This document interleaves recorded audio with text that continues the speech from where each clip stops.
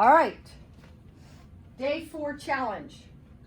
We're going to be doing pivots and paws up or paws on. This is a challenge for all levels. So you can, if you are starting this with an 8-week-old, I started her with this at 8 weeks. So you can start this, and it's just a fun little trick. It has some benefits later on. But the object is to get your dog to have their front 2 paws on the board and the back 2 paws off the board. And then later on, for the more advanced people, we can start adding a pivot. And the pivot happens, this is the end result, folks. This is the end result. Don't try and do this right away. I'm going to break it down into steps. So this would be the end result. We pivot one direction, and then we pivot the other direction with the dog holding the paws on the front of the board, on the board. I have used for, hold on, get her off for a second. For the purposes of this, I have a little board that's probably 10 inches by 12 inches. It happened to be part of something else. I've used mats. This is a really thick yoga mat cut into a circle. I've used pie tins for this. I have used cake tins for this. I have used upside down feed bowls or upside down round 4-inch deep mixing bowls that have a flat bottom that has some grip to it. So you can use a book, a thick book, anything that is different from the floor that the dog can feel with their feet. The step one, we're gonna put this on the ground and we're gonna encourage the dog to put their front 2 feet on it. And then once they get their front 2 feet on it, we're gonna sit here and click and feed and click and feed and click and feed a whole bunch of times. That's the first part. If the dog sits down or if the dog, does that, toss a piece of food off to reset.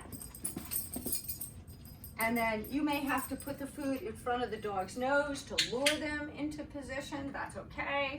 As soon as they get those feet on that board, you're gonna just click and feed. And then you're gonna do what we call rubber band paws on. And rubber band means we're gonna toss a treat off.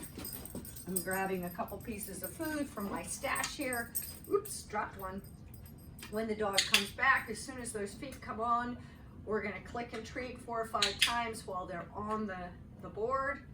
And then we're gonna toss another one. Man, I keep dropping my treats. Then toss another one off. This just gets the dog used to climbing onto it and getting fed for being on the board. That's step 1. Once the dog is really comfortable being on the board, then you're going to hold your treats at about nose height for your dog and start stepping one direction or the other. Now, when you first step, you're going to step and your dog's not going to move. And you may have to bend yourself, you may have to step all the way around the body to get 1 or 2 steps. And the goal is to get that one step, and as soon as that step occurs, you're going to click. And so as soon as the dog starts stepping to the side, even a little, even one little tiny step, you're going to click. And that's going to show the dog, and then you're going to release the food.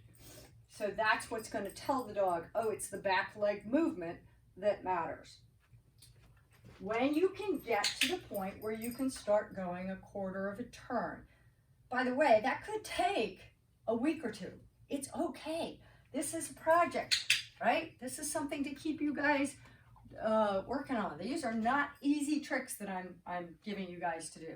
So once you can start getting the dog to do a quarter turn and stay essentially exactly opposite you, rather than having to bend the dog's body around, then you can start working the dog further and further. When you get to that point, it's a pretty small step to hold treat above the dog's head and start getting little pieces. And I'm not going to ask the dog to go all the way around in the beginning. We're going to do 1 or 2 steps. We're going to click and treat. 1 or 2 more steps, click and treat.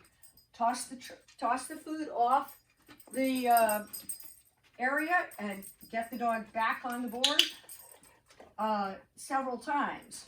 Or if the dog gets stuck, if your dog stops doing anything, I want you to toss the treat off and start over and back up a little, make it easier. Remember, if your dog is failing, they don't learn. And so our job is to set them up for success. So I use my left hand above the dog when the dog is pivoting to her left.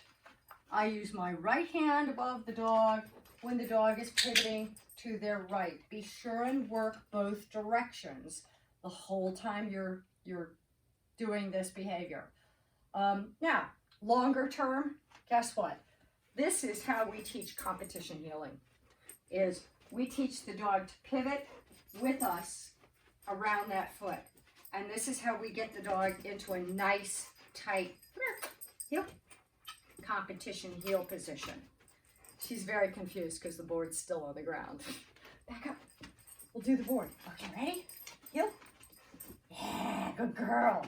That's what we want to see in competition. She knows that if she bangs her legs against me, that's where she's going to get reinforced, because that's the position I want when she's in competition. Good girl. All done. Be sure and pick up the board when you're all done. It's just like the mat. If it's down, you're playing the game. If it's not down, you're not playing the game. Don't leave it down there for them to chew on or jump on, and you're not there to reinforce. All right, I look forward to seeing your videos. So start sending me videos, even if it's from day 1 or day 2 challenge. I want to see those videos. You can post them to Facebook. I think you can attach them onto my blog. You can just send me the video and email it to me so I can see what's going on. All right, good luck.